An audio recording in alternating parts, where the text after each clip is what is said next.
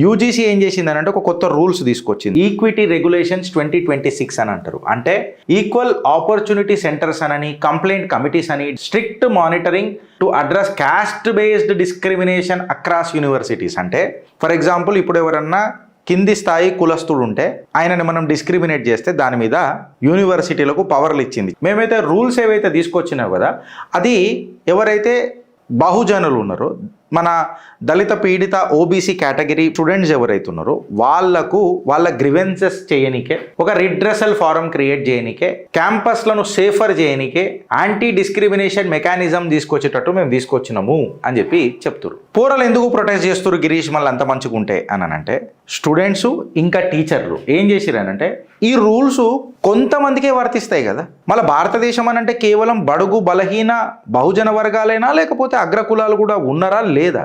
ఇక మా మీద ఏమైనా కేసులు అయిపోయినాయంటే మా మీద మేము ఎట్లా బతకాలా, ఏం చేయాలా, ఎట్లా ఉండాలా అననే ఒక అప్రహెన్షన్ అలా నెత్తిలో క్రియేట్ అయ్యింది. ఇప్పుడు దీన్ని ఎవరు హర్తాలు చేస్తున్నారు, ప్రొటెస్ట్ చేస్తున్నారు రాబాయ్ అని చెప్పి మనం మాట్లాడితే, జనరల్ కేటగిరీ స్టూడెంట్స్ ఎవరెవరైతే ఉంటారో వాళ్ళు ఎస్పెషల్లీ నార్త్ ఇండియాలో ఇది బగ్గుమని చెప్పి అంటుకున్నది.